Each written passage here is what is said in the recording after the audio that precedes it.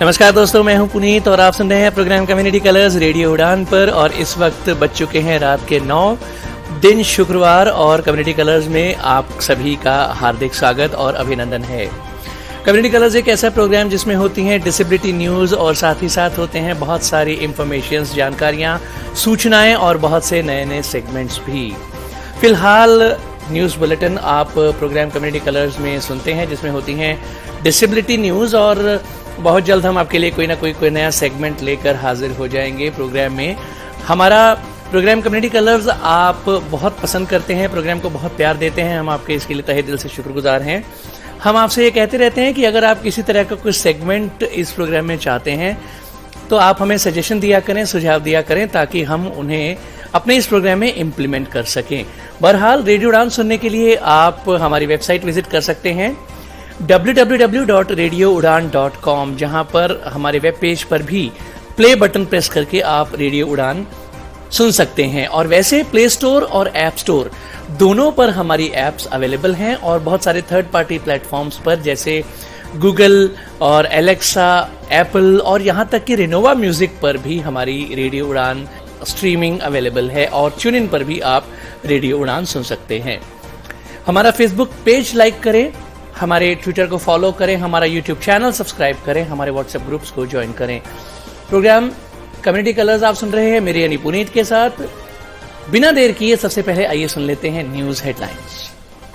भारत के सर्वोच्च न्यायालय ने दी है हजारों MBBS उम्मीदवारों को मानसिक बीमारी, ऑटिज्म स्पेक्ट्रम डिसऑर्डर और स्पेशल लर्निंग डिसऑर्डर से बड़ी राहत।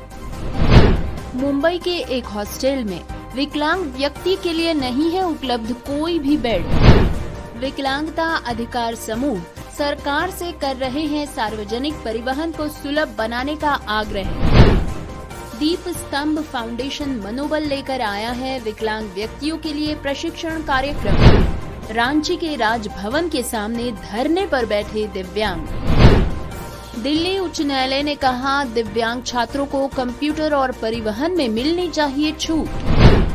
उत्तर प्रदेश के एक विधायक ने कहा दिव्यांगता को अभिशाप न माने, सरकार करेगी दिव्यांगों की मदद।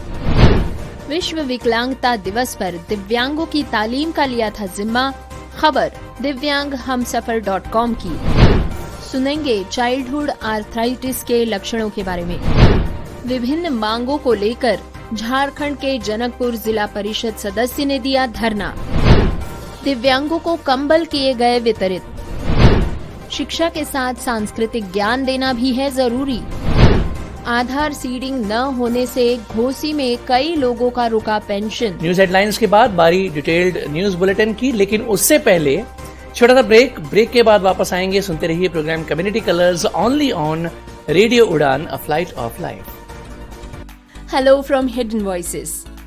One vision, one voice, and that has led to more than 1,000 hidden voices getting together to empower visually impaired and economically challenged children and adults across India by opening up the world of books to them.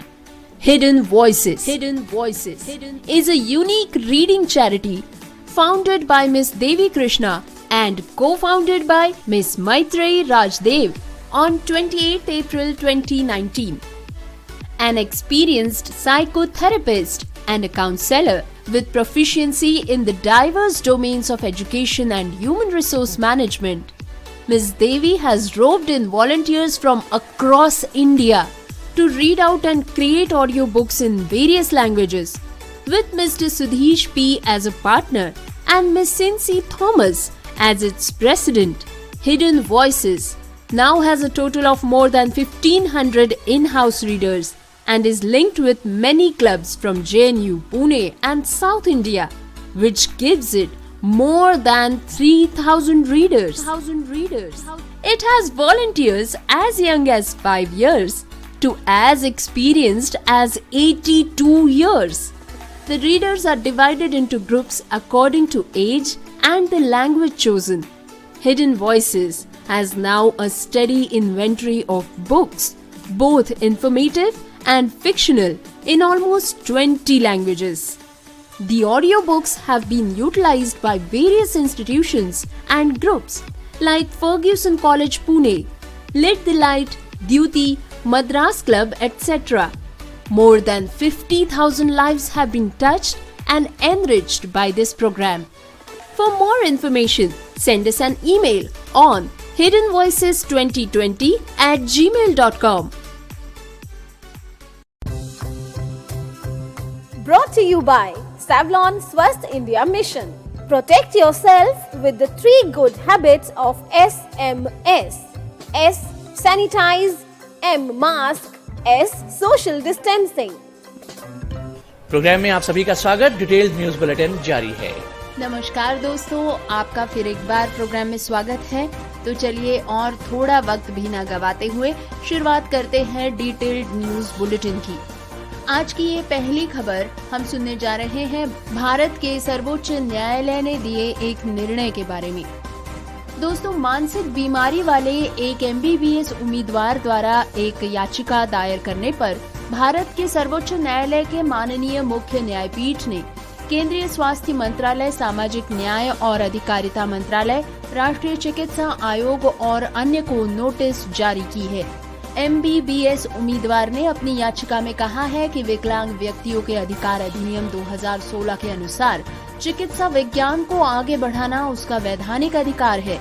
याचिकाकर्ता ने ये भी कहा है कि कई देशों में मानसिक बीमारी वाले मेडिकल छात्र मेडिकल कोर्सेज कर रहे हैं, इसीलिए NMC द्वारा लगाया गया बार न केवल अतार्किक है, मनमाना है, बल्कि भूमि के कानून के खिलाफ है।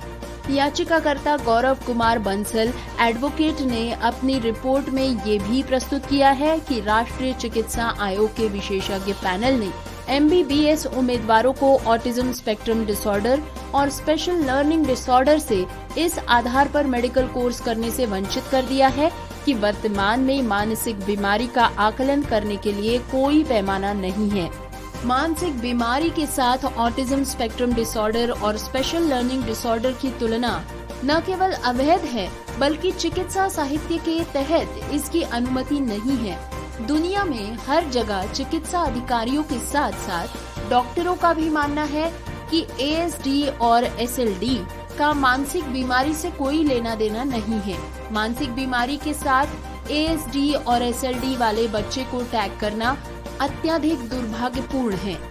ये देखते हुए कि मानसिक बीमारी, ऑटिज्म स्पेक्ट्रम डिसऑर्डर और स्पेशल लर्निंग डिसऑर्डर वाले हजारों MBBS उम्मीदवार NMC अधिसूचना के कारण चिकित्सा पाठ्यक्रमों में प्रवेश पाने से वंचित रह गए हैं, भारत के माननीय सर्वोच्च न्यायालय ने केंद्रीय स्वास्थ्य मंत्रालय को नोटिस जारी कर दिया है।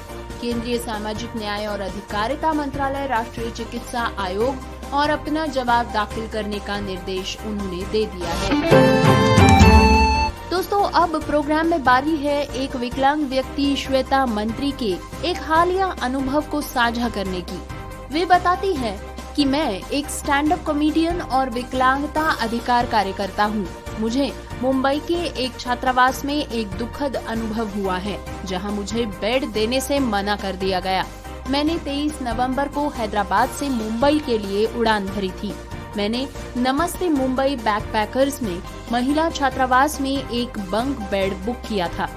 अपने हॉस्टल की बुकिंग booking.com से मैंने की थी और बेड बुक करते समय मुझे केवल एक ही समस्या का अनुभव हुआ था कि निचले बेड का कोई विकल्प नहीं था, इसलिए मैंने ऊपरी बिस्तर बुक किया। मैंने सोचा कि ऐसा कोई होगा जो 1 या 2 रातों के लिए बिस्तर बदलने को तैयार होगा। एक विकलांग व्यक्ति के रूप में मैं हमेशा जगह के बारे में पहले से ही शोध करने की कोशिश करती हूँ, इसीलिए मैंने वॉशरूम की उपलब्धता के बारे में जानने के लिए बुकिंग के बाद हॉस्टल को फोन किया। उन्होंने मुझे बताया कि स्टाफ के सदस्य उपलब्ध हो या न हो, लेकिन वे सफाई में मेरी मदद करेंगे, इसीलिए मैं इसके बारे में जानती थी और इसके बारे में चिंता करने की जरूरत नहीं समझती थी। मैं 23 नवंबर की रात करीब 10 बजे हॉस्टल पहुंची। जब मैंने प्रवेश किया, प्रबंधक वही था और मैंने उसे अपनी बुकिंग के बारे में बताया। उसने मुझसे कहा कि मेरे लिए वहाँ रहना मुश्किल होगा। उन्होंने आगे कहा कि मैंने ऊपरी चारपाई का बिस्तर बुक किया था और नीचे कोई भी बिस्तर उपलब्ध नहीं था। मैंने उनसे पूछा कि क्या वो किसी से मेरे साथ बिस्तर बदलने का अनुरोध कर सकते हैं। फिर उन्होंने कहा कि ये नीचे वाले बिस्तर के बारे में नहीं है, बल्कि तथ्य ये है कि वहाँ पे मैं आराम से नहीं रह सकूंगी। मैंने उनसे कहा कि मैं आराम से रह लूंगी। बाद में प्रबंधक ने इसके ऊपर कहा कि भले ही आप सहज होंगे, लेकिन आपकी वजह से अन्य लोग सहज नहीं होंगे। और ये सुनकर मैं पूरी तरह से स्तब्ध रह गई। मुझे विश्वास ही नहीं हो रहा था कि मुझे बताया गया है कि कोई मेरी वजह से असहज हो सकता है। मैं उनसे रक्षात्मक होने और अपनी बात को साबित करने की कोशिश करने के बजाय उनसे माफी की उम्मीद करूंगी, क्योंकि किसी भी परिस्थिति में उनके लिए ये ठीक नहीं है कि वे किसी को भी रात 10:30 बजे अपना आवास छोड़ने के लिए कहें, खासकर विकलांग व्यक्ति से। मैं अपनी विकलांगता को पीड़ित कार्ड के रूप में उपयोग नहीं कर रही हूँ, लेकिन इससे मेरे लिए बहुत सी चीजों को नेविगेट करना मुश्किल हो जाता है। मेरे साथ जिस तरह का बर्ताव किया गया है उसके लिए मैं माफी की हकदार हूँ। ये अमानवीय और अनुचित है और मैं किसी की भी मदद से वहाँ पर एक रात रह सकती थी। नमस्ते मुंबई बैकपैकर्स के मैनेजर अबुल चौधरी ने मीडिया से इस बारे में कहा कि जिस वेबसाइट पर बुकिंग की गई थी उसमें उल्लेख किया गया है कि हॉस्टल विकलांग लोगों के लिए उपयुक्त नहीं है। श्वेता को रहने की जगह नहीं देने का एकमात्र कारण ये था कि नीचे के बेड उपलब्ध नहीं थे। ये पूछने पर कि क्या छात्रावास विकलांग लोगों के लिए जगह सुलभ बनाने की योजना बना रहा है, चौधरी ने कहा कि हम अपने छात्रावास को विकलांग लोगों के लिए समावेशी बनाने के लिए अपनी पूरी कोशिश कर रहे हैं, लेकिन हमारी अपनी सीमाएं हैं क्योंकि इमारत बहुत ही पुरानी है। इसके बाद एक मीडिया प्लेटफॉर्म ने हॉस्टल की वेबसाइट और booking.com को स्कैन किया, लेकिन उन्हें कहीं भी विकलांग लोगों की पहुंच के बारे में कोई विवरण नहीं मिला। दोस्तों, अब खबर विकलांगता अधिकार समूहों के एक आग्रह के बारे में। विकलांगता अधिकार समूहों के एक समूह ने मुख्यमंत्री M.K. स्टालिन ने उनसे ये सुनिश्चित करने को कहा है कि जल्द से जल्द कदम उठाए जाए और सार्वजनिक परिवहन वाहनों को सुलभ बनाया जाए। उनके खुले पत्र में शीर्षक दिया गया है, सार्वजनिक परिवहन की निरंतर अक्षमता। क्या हम भी जनता नहीं हैं? मरीना बीच को सुलभ बनाने के लिए सरकार को धन्यवाद देते हुए समूहों ने MTC और अन्य परिवहन निगम की बसों के दुर्गम रहने पर चिंता जताई है। उनके पत्र में कहा गया है कि ये बहुत उम्मीद के साथ था कि MTC बसों को विकलांग व्यक्तियों के लिए सुलभ बनाने के लिए संबंधित अधिकारियों के साथ प्रतिनिधित्व और विचार विमर्श की उचित प्रक्रिया के बाद मद्रास उच्च न्यायालय में एक जनहित याचिका दायर की गई थी। हमने इस प्रकार में अपनी ओर से हर संभव सहायता की पेशकश की और अब भी हम यही पेशकश कर रहे हैं। उन्होंने आगे कहा कि परिवहन विभाग ने ये कहते हुए हलफनामा दायर किया है कि उनके पास इन बसों को खरीदने या सुलभ बनाने के लिए अतिरिक्त पैसा नहीं है या बुनियादी ढांचा सुलभ बसों को चलाने के लिए उपयुक्त नहीं है। अक्षमता अधिकार कार्यकर्ता राजीव राजन ने उसके ऊपर कहा है कि ये शर्म की बात होगी अगर विकलांग लोग एक दुर्गम सार्वजनिक परिवहन सुविधा के कारण प्रतिष्ठित और सुलभ मरीना समुद्र तट का आनंद लेने में असमर्थ है। इसके अलावा किसी और की तरह विकलांग व्यक्ति अपने जीवन और अपने अधिकारों का आनंद भी तभी ले सकते हैं जब हम आर्थिक रूप से सशक्त हों। और जैसा कि आप जानते हैं, आर्थिक सशक्तिकरण केवल सुलभ सार्वजनिक परिवहन के माध्यम से ही हो सकता है। श्री राजीव राजन ने आगे कहा है कि शहर में बसों के दुर्गम रहने के कारण दिए जा रहे हैं, सुलभ परिवहन की आवश्यकता पर प्रकाश डाल रहे हैं, जबकि लगभग 17 साल पहले ही इसके लिए कानूनी लड़ाई की शुरुआत हो चुकी है। हमें केवल विकलांग व्यक्तियों के रूप में लेबल करना पर्याप्त नहीं है, ये भी सरकार का कर्तव्य है कि वो हमें आंदोलन की स्वतंत्रता का अधिकार दे, जो एक मौलिक अधिकार है। हम एक महत्वहीन आबादी के बारे में बात नहीं कर रहे, हम उस 30% आबादी के बारे में बात कर रहे हैं जो अपनी वर्तमान स्थिति में सार्वजनिक परिवहन का उपयोग नहीं कर पा रहे। इसमें वरिष्ठ नागरिक भी शामिल है। यदि आप विकलांग व्यक्ति हैं और UPSC सिविल सर्विस मेंस योग्यता प्राप्त कर चुके हैं, तो हमारे पास आपके लिए एक अच्छी खबर है। दीप स्तंभ फाउंडेशन मनोबल ने विशेष UPSC साक्षात्कार का आयोजन किया है। ये विकलांग व्यक्तियों के लिए एक प्रशिक्षण कार्यक्रम है। आइए सुनते हैं कार्यक्रम की विशेषताएं। ये विकलांग व्यक्तियों के लिए विशेष रूप से तैयार किया गया है। सुलभ साक्षात्कार अध्ययन सामग्री इसमें दी जाएगी। 30 IAS, IPS और IRS अधिकारियों द्वारा व्यक्तिगत परामर्श इस कार्यक्रम के दौरान दिया जाएगा। इनमें से 5 विकलांग व्यक्ति भी हैं। कार्यक्रम के दौरान एक उच्च गुणवत्ता व्याख्यान श्रृंखला भी ली जाएगी। DAF का संपूर्ण विश्लेषण किया जाएगा। कार्यक्रम में वीडियो रिकॉर्डिंग और व्यक्तिगत प्रतिक्रिया सत्र के साथ मॉक इंटरव्यूज लिए जाएंगे। ऑनलाइन और ऑफलाइन दोनों माध्यम से इस कार्यक्रम का लाभ उठाना मुमकिन है। Offline mock interviews Pune, Delhi और बैंगलोर में लिए जाएंगे।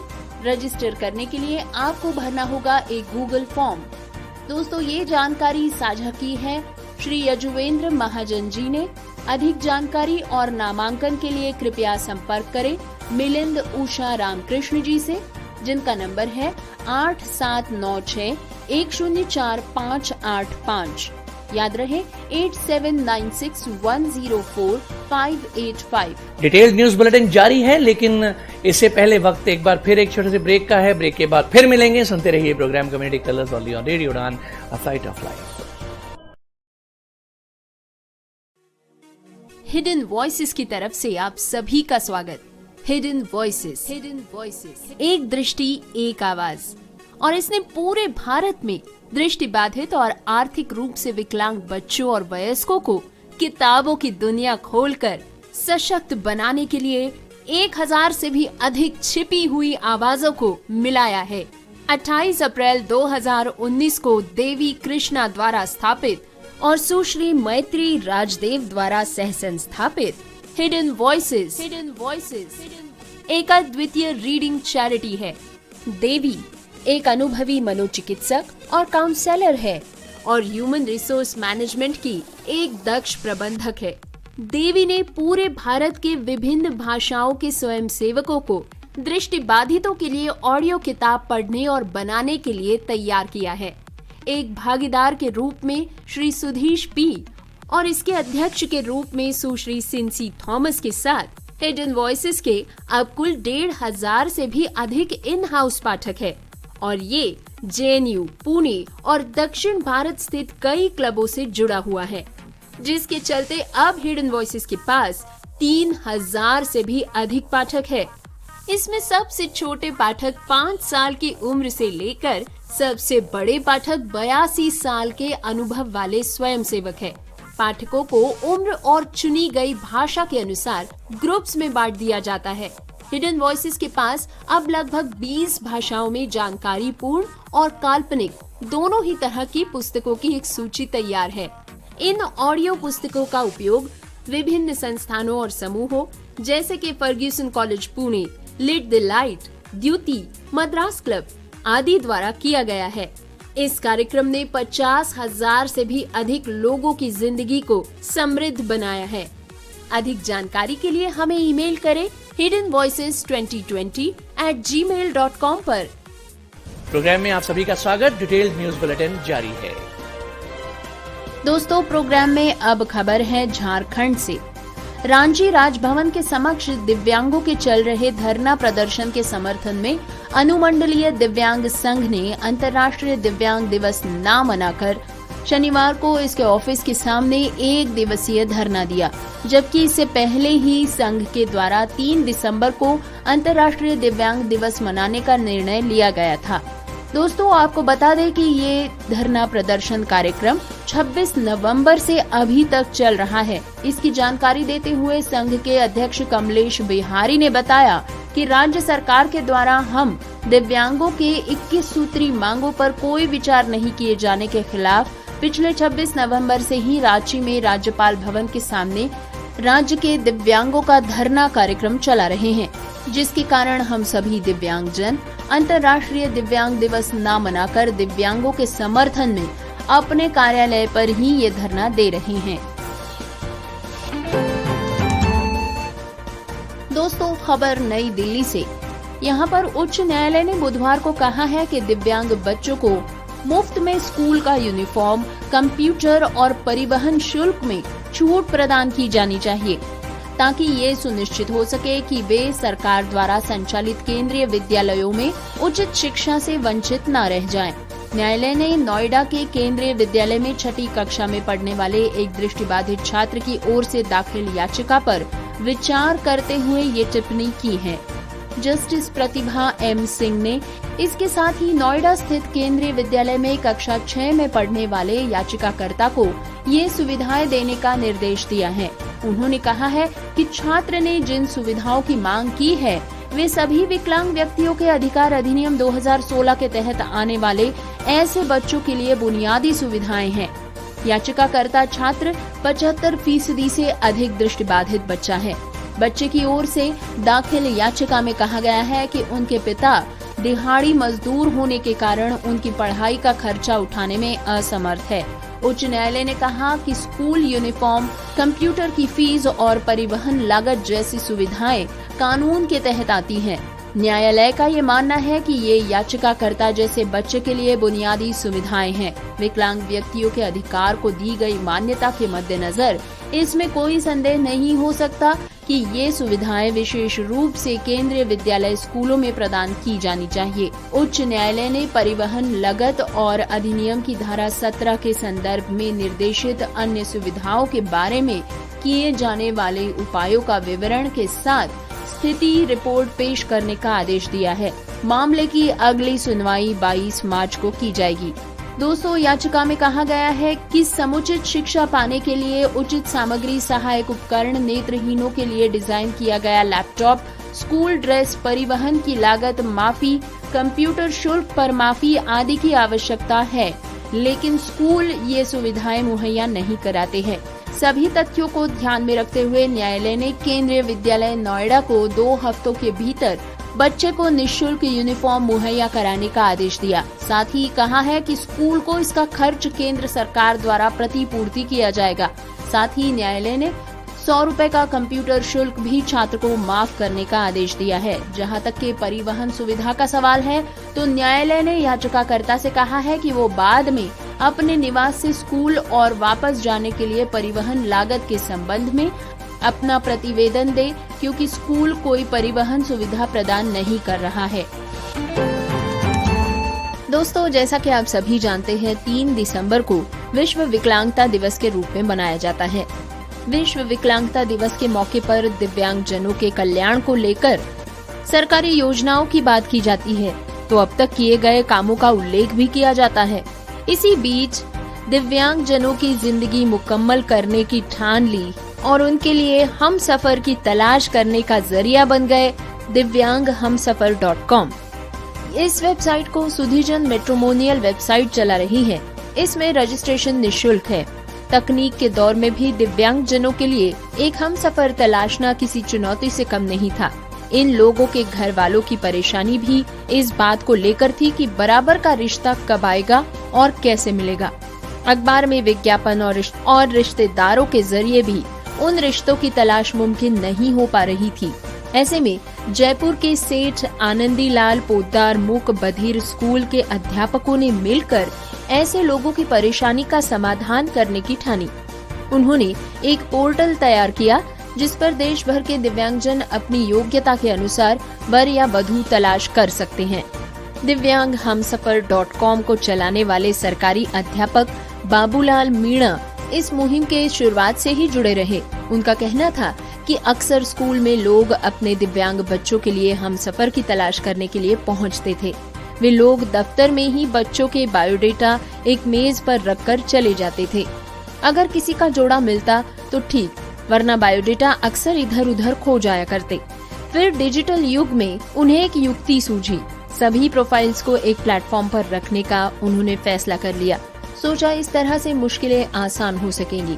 इसी के साथ divyanghamsafar.com की शुरुआत हुई। उन्होंने अपने कुछ साथियों के साथ मिलकर ये पोर्टल तैयार किया, जहां दिव्यांग जनों का बायोडेटा तमाम जानकारी के साथ उपलब्ध करवाया जाता है। सेठ आनंदीलाल मुक बधिर विद्यालय की अध्यापिका कविता चौहान बताती है कि इस स्कूल से साल 2010 में वे जुड़ी थी। तभी से इस काम में उनकी दिलचस्पी रही है। वे लोग divyanghamsafar.com पर रजिस्ट्रेशन के लिए किसी प्रकार का शुल्क चार्ज नहीं करते हैं। उन्होंने बताया कि इस साल भी बारिश उनके आयोजन के बीच बाधा बन गई थी, लेकिन इसके बावजूद कोरोना के बाद फिर से चीजों को व्यवस्थित करते हुए 11 जोड़ों को उन्होंने मिलवा दिया है। अब वे अपने काम को इस बार भी गुजरात, मध्य प्रदेश, उत्तर प्रदेश, हरियाणा, पंजाब, दिल्ली और मुंबई से बड़ी संख्या में लोग अपने दिव्यांग बच्चों को लेकर हमसफर की तलाश पूरी करवाने के लिए परिचय सम्मेलन में पहुंचे थे। दोस्तों, प्रोग्राम में अब बारी है चाइल्डहुड आर्थराइटिस के बारे में जानने की। अगर आपको बच्चों में चाइल्डहुड आर्थराइटिस के कोई भी लक्षण दिख रहे हैं तो तुरंत डॉक्टर का रुख करें, वरना बात हाथ से भी निकल सकती है। गांठिया की शिकायत आमतौर पर एक उम्र के बाद होती है। इस बीमारी में जोड़ों में और शरीर की हड्डियों में दर्द रहता है। हालांकि आजकल बच्चों में गांठिया चाइल्डहुड आर्थराइटिस की समस्या देखी जा रही है। बचपन का गांठिया जोड़ों को स्थायी शारीरिक नुकसान पहुंचा रहा है। इस क्षति की वजह से बच्चे के लिए रोजमर्रा के काम जैसे चलना, कपड़े पहनना मुश्किल हो सकता है और इसकी वजह से अंगों के नुकसान का खतरा भी रहता है। आज हम बचपन की गांठिया यानी कि चाइल्डहुड आर्थराइटिस के बारे में बात कर रहे हैं। समय के साथ लक्षण आ और जा सकते हैं। ऐसा समय भी हो सकता है जब लक्षण बद से बदतर हो जाते हैं। वहीं कभी कभी ऐसे समय होते हैं जब लक्षण कम हो जाते हैं। आइए बच्चों में होने वाले गांठिया के लक्षणों की पहचान करें। पहला लक्षण है जोड़ों का दर्द, दूसरा सूजन, इसके बाद बुखार, कठोरता, थकान, भूख में कमी, आंखों की सूजन, चलने, कपड़े पहनने और खेलने जैसी दैनिक गतिविधियों में कठिनाइयां। बच्चों में गांठिया की सही वजह जानी नहीं जा सकी है। हालांकि बचपन के गांठिया में इम्यून सिस्टम ठीक से काम नहीं करती है, जो जोड़ों और शरीर के हड्डियों में सूजन का कारण हो सकता है। बचपन के गांठिया का निदान फिजिकल टेस्ट और लक्षणों की समीक्षा एक्सरे और लैब टेस्ट के माध्यम से किया जाता है। जांच के बाद डॉक्टर दवाइयां और फिजियोथेरेपी की मदद से इलाज करते हैं। बच्चों को इस आर्थराइटिस से कैसे बचाएं? बच्चों को फिजिकली एक्टिव रखें, बाहर खेलने के लिए भेजें, दौड़ने, साइकिलिंग आदि के लिए प्रेरित करना चाहिए। बच्चों को चाइल्डहुड आर्थराइटिस से बचने के लिए खान पान का भी ध्यान रखना चाहिए। उन्हें लो फैट फूड खिलाएं, हेल्दी फूड खिलाने पर जोर दें। मोटापा भी गांठिया की वजह बन सकता है। ऐसे में बच्चे के वजन पर ध्यान रखें। डिटेल न्यूज बुलेटिन जारी है, लेकिन इससे पहले वक्त एक बार फिर एक छोटे से ब्रेक का है। ब्रेक के बाद फिर मिलेंगे। सुनते रहिए programme community colours only on radio Udaan, a flight of life. Hidden voices की तरफ से आप सभी का स्वागत।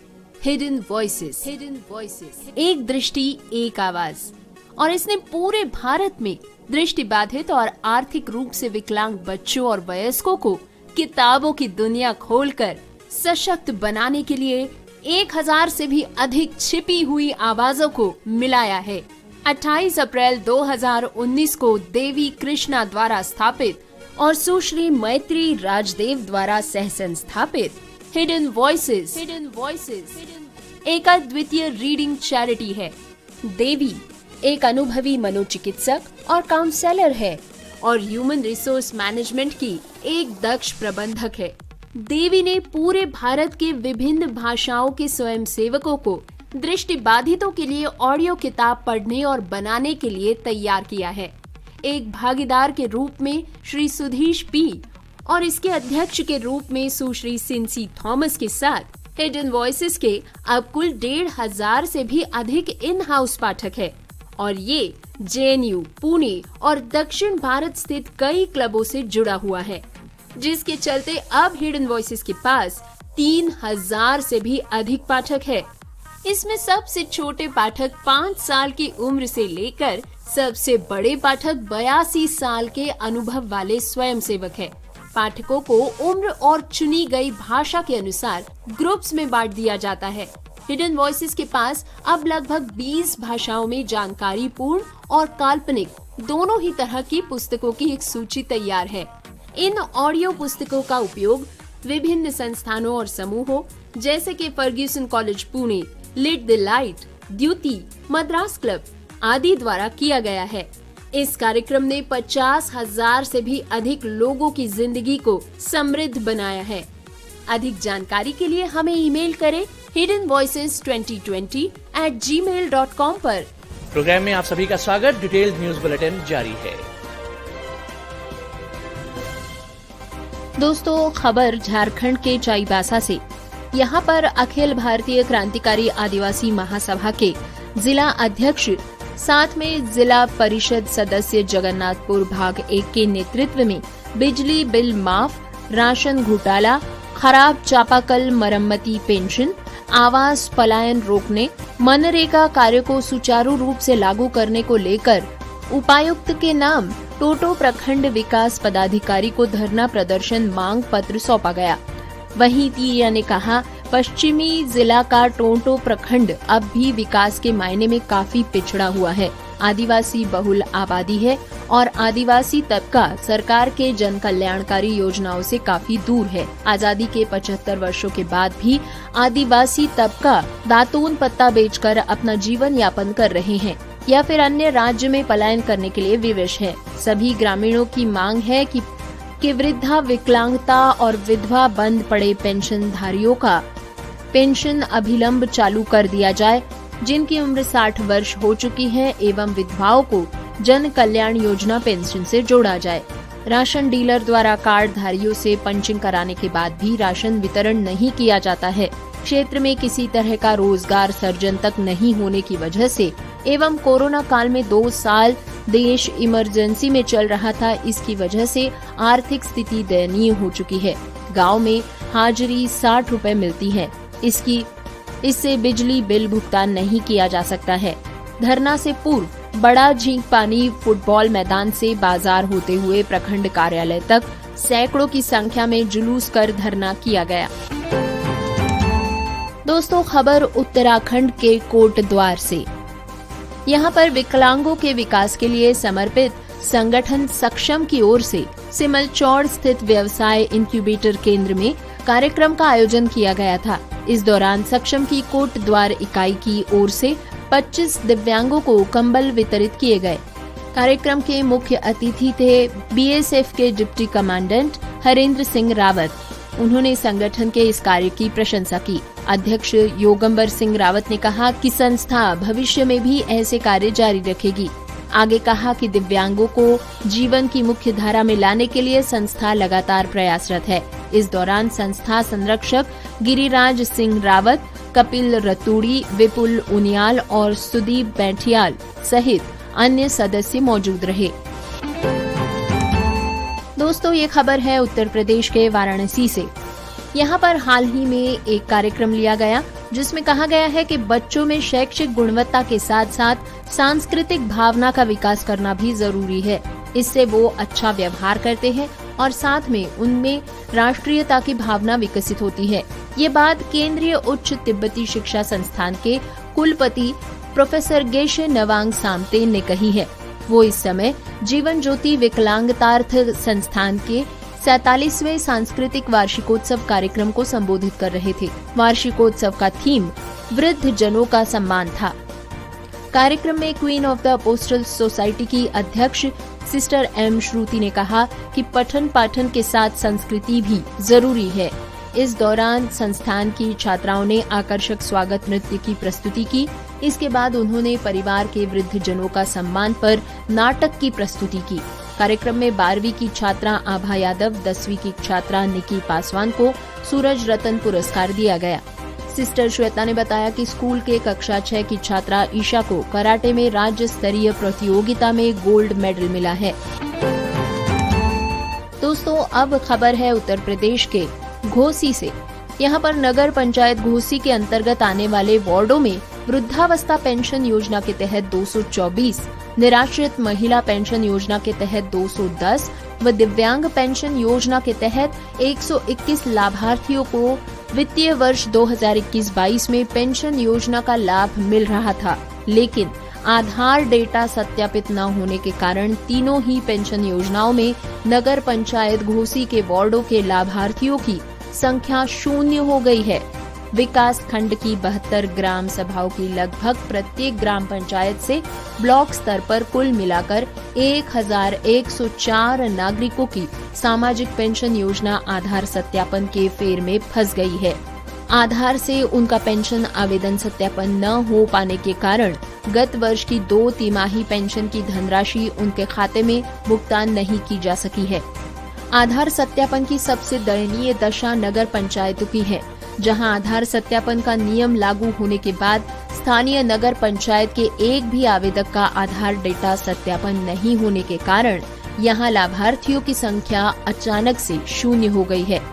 उत्तर प्रदेश सरकार द्वारा चलाई जा रही एकीकृत सामाजिक पेंशन योजना के तहत गरीब तबके के लोगों को आर्थिक सहयोग प्रदान करने के लिए सरकार वृद्धावस्था पेंशन योजना, निराश्रित महिला पेंशन योजना, विकलांगों के लिए दिव्यांग पेंशन योजना की स्कीम चलाती है। सरकार ने नई व्यवस्था के अनुसार वर्तमान सत्र में हर एक पेंशनधारी को अपने पेंशन आवेदन से आधार कार्ड को जोड़ने के लिए अनिवार्य कर दिया था।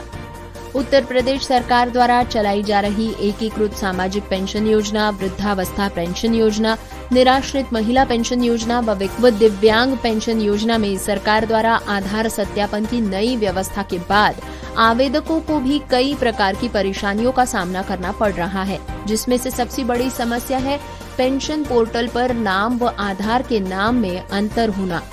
पूर्व से इन योजनाओं का लाभ ले रहे पेंशन धारकों का आवेदन पूर्व में मतदाता पहचान पत्र के आधार पर भरा गया था, जिसमें नाम व जन्म तिथि की तमाम त्रुटियां होती थी। आधार कार्ड में नाम अलग होने व पेंशन पोर्टल पर नाम में अंतर होने के कारण आधार डेटा से नाम सत्यापित नहीं हो पा रहे हैं।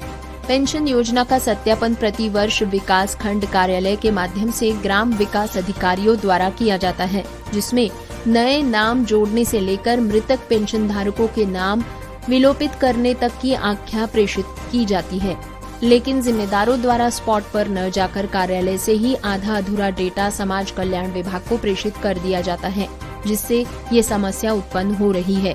अब पेंशन धारकों को आधार सत्यापन कराने के लिए ब्लॉक स्तर पर एडीओ समाज कल्याण को जिम्मेदारी दी गई है। जल्द ही छूटे लाभार्थियों का आधार कार्ड डेटा सत्यापित कर लिया जाएगा। दोस्तों, अब खबर है उत्तर प्रदेश के इटावा से। दिव्यांगता कोई अभिशाप नहीं, बल्कि समाज में एक अलग दृष्टिकोण के साथ जीवन जीने वालों की एक ऊर्जा का प्रतीक है। ऐसे में दिव्यांगजनों को स्वयं को किसी भी स्तर पर कमतर नहीं आंकना चाहिए।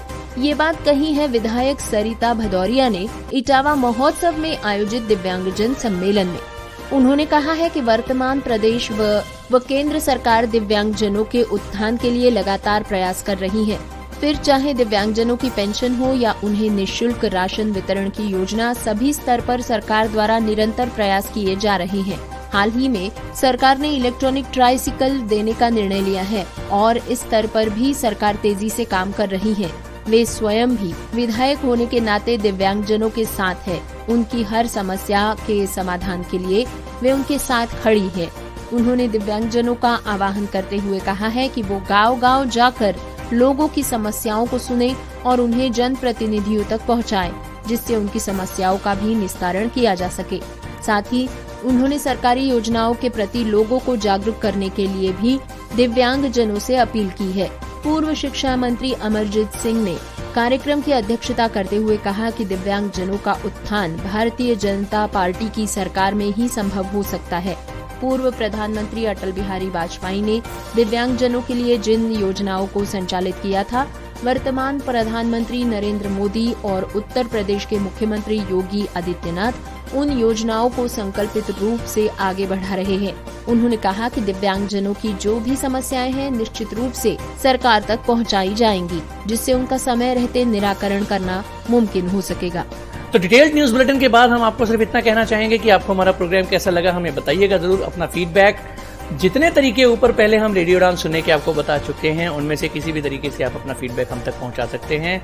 अपने फीडबैक हमें जरूर दीजिए ताकि हम इस प्रोग्राम को बेहतर बना सके। बहरहाल अब प्रोग्राम के अंजाम की बारी। प्रोग्राम के आखिर में न्यूज हेडलाइंस एक बार फिर।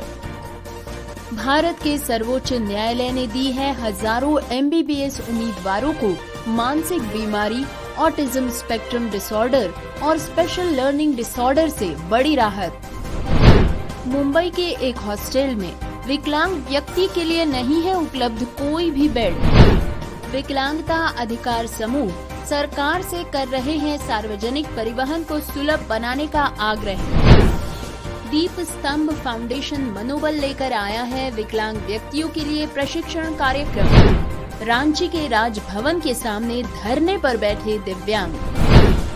दिल्ली उच्च न्यायालय ने कहा, दिव्यांग छात्रों को कंप्यूटर और परिवहन में मिलनी चाहिए छूट।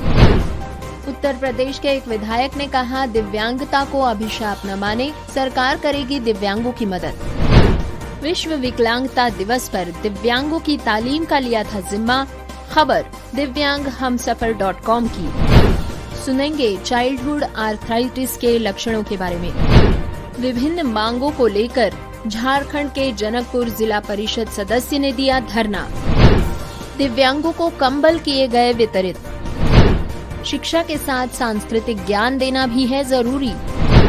आधार सीडिंग न होने से घोसी में कई लोगों का रुका पेंशन।